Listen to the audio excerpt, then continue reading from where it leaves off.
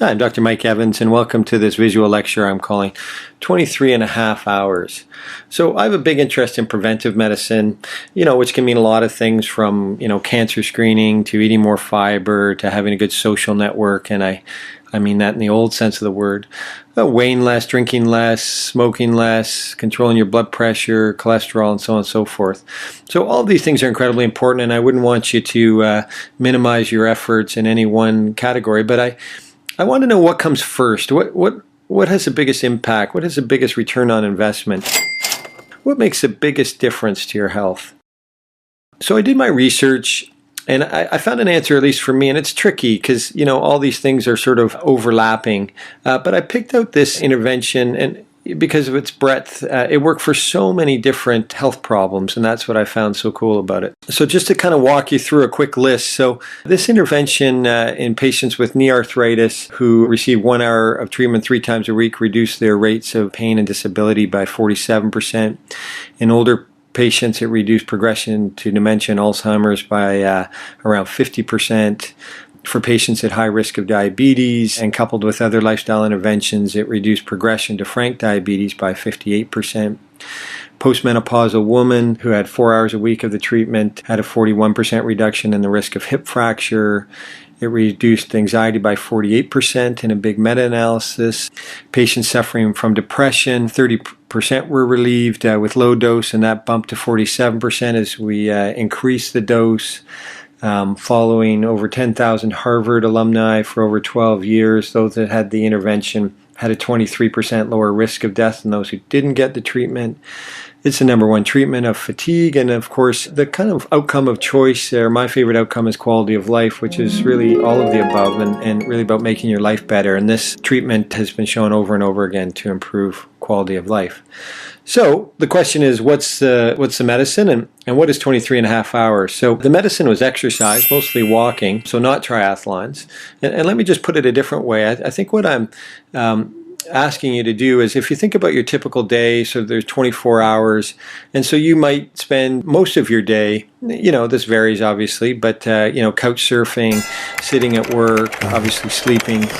And what the evidence that I'm going to show you kind of tells me is the best thing you can do for your health is to spend half an hour being active, maybe an hour, and that if you can do that, you can realize all the benefits I've described in the previous slides. So let's just take a quick walk through some of the literature. So Stephen Blair, he's a professor at the Arnold School of Public Health at the University of South Carolina, and he looked at this in what's called the Aerobic Center Longitudinal Study, which followed over 50,000 men and women over time. And along the left side of this graph is something called attributable fractions, which is a kind of fancy word, but it's the estimate of the number of deaths in a population that would have been avoided if that specific risk factor had been erased. So, for example, turning a smoker into a non-smoker or a couch potato into a daily walker.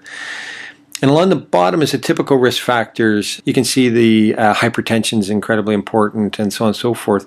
But the one that kind of applied the most risk was this sort of mysterious CRF, which is cardiorespiratory fitness, which is really low fitness. So low fitness was the strongest predictor of death. And this is important. That most of the trials we see, to be honest, are funded by pharma or other companies because they've got a drug for hypertension or high cholesterol or diabetes. And we rarely see fitness thrown into the mix, and so it's nice to see a trial that's not so siloed.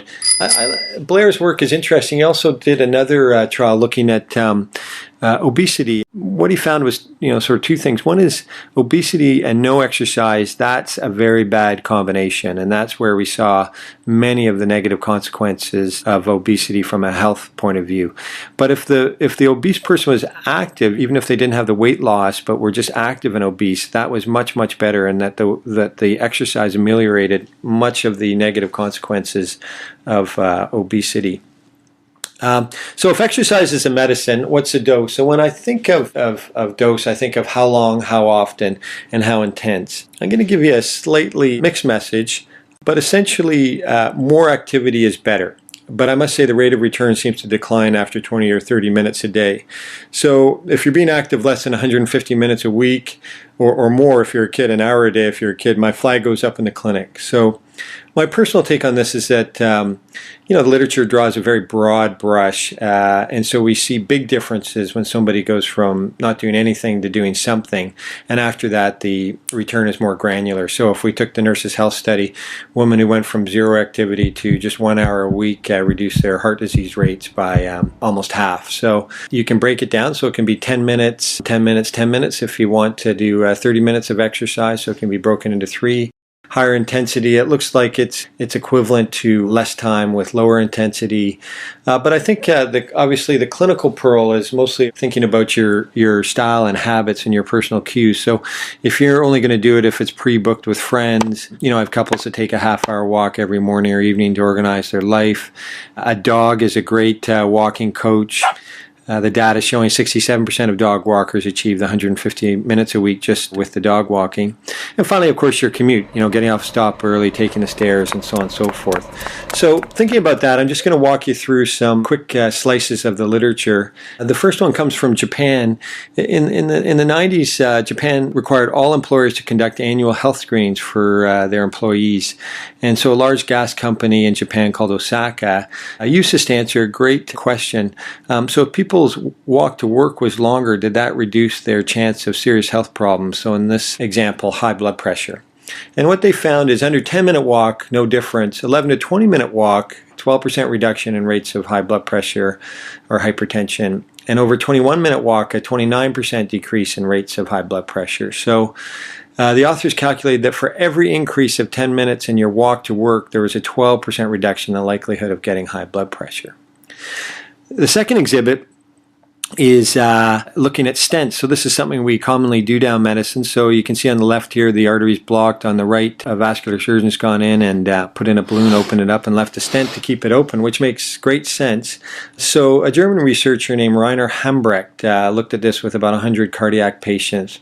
He got half the group to exercise, and by that I mean 20 minutes a day on an exercise bicycle, and then once weekly 60-minute aerobics class. And the other half got the high-tech stent and just their sort of normal activity. And after 1 year, 88% of the exercises were event-free compared to 70% of the people that got a stent. So both worked, but I find it sort of incredible that the low-tech made a bigger difference. And you have to remember that the stent just fixes one part of the heart.